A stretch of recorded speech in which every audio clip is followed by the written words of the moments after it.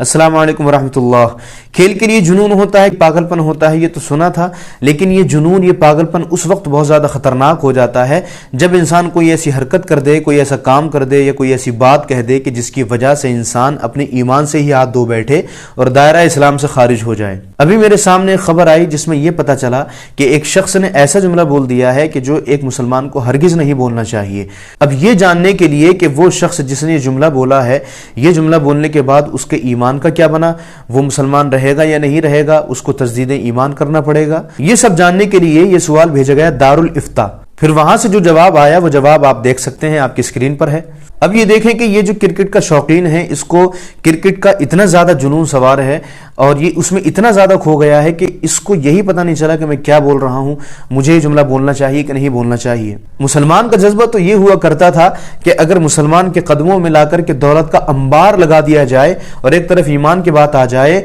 تو دولت کو تو ٹھکرا سکتا تھا لیکن ایمان کا کبھی سودا نہیں کر سکتا تھا۔ اقبال نے کہا تھا، کبھی نوجواں مسلم تدبر بھی کیا تو نے، وہ کیا گردو تھا تو جس کا ہے ایک ٹوٹا ہوا تارا،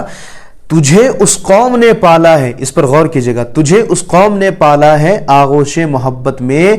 کچل ڈالا تھا جس نے پاؤں میں تاج سرے دارا۔ تو مسلمان تو اس قوم سے تعلق رکھتا ہے کہ جس نے اپنے قدموں میں دولتوں کو کچل دیا تھا، رون دیا تھا، لیکن اپنے ایمان کا سودا نہیں کیا تھا۔ لیکن بڑے افسوس کی بات ہے کہ یہ وقت ایسا آ گیا ہے کہ چھوٹی چھوٹی پریشانیوں کی وجہ سے انسان ایسے جملے بول دیتا ہے کہ اپنے ایمان سے بھی ہاتھ دھو بیٹھتا ہے، دائرہ اسلام سے خارج ہو جاتا ہے۔ اب یہ جملہ جو بولا ہے کسی پاکستانی کرکٹ چاہنے والے نے بولا ہے، I will wear Pakistani cricket team Jersey on day of judgment so Allah knows I have already been through hell معاذ اللہ رب العالمین۔ اب آپ خود دیکھیں کہ اس جملے میں کس قدر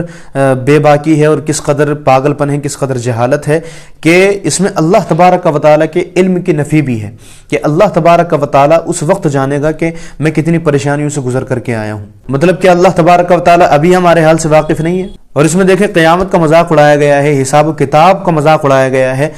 آپ دیکھیں کہ وہ ایسا ہولناک دن ہوگا قیامت کا دن کہ اس دن انسان کو یہ ہوش نہیں رہے گا کہ میرے جسم پر کپڑے ہیں بھی کہ نہیں ہیں، لیکن یہ کیا کہہ رہا ہے کہ میں اس وقت پاکستانی ٹیم کی جرسی پہن کر کے جاؤں گا، معاذ اللہ رب العالمین۔ تو اس جملے میں جہالت بھی ہے، اس جملے میں کفر بھی ہے، صریح کفر بھی ہے، کیونکہ اللہ تبارک و تعالیٰ کے علم کا انکار کیا جا رہا ہے کہ اللہ تبارک و تعالیٰ اس دن جب میں پاکستانی ٹیم کی جرسی پہن کر کے جاؤں گا تب اللہ تبارک و تعالیٰ جانے گا۔ تو جس نے بھی یہ جملہ بولا ہے اور جس نے یہ جملہ معنی اور مطلب سمجھنے کے باوجود پسند کیا ہے، لائک کیا ہے، اور جس نے اس جملے کو معنی اور مطلب سمجھنے کے باوجود شیئر کیا ہے تاکہ اور لوگوں تک یہ بات پہنچے، وہ ہر بندہ دائرہ اسلام سے خارج ہو گیا ہے۔ اب اس پر ضروری یہ ہے کہ وہ توبہ کرے اور دوبارہ سے کلمہ پڑھے اور مسلمان ہو۔ اگر وہ شادی شدہ ہے تو دوبارہ سے شادی کرے، اگر وہ کسی کا مرید تھا تو دوبارہ سے بیعت ہو، یعنی تجدید بیعت بھی کریں۔ اب شاید کچھ لوگوں کو لگے گا کیا اتنی سی بات میں وہ دائرہ اسلام سے خارج ہو جائے گا، کیا اتنی سی بات میں وہ کافر ہو جائے گا؟ تو دیکھیں یہ اتنی سی بات نہیں ہے،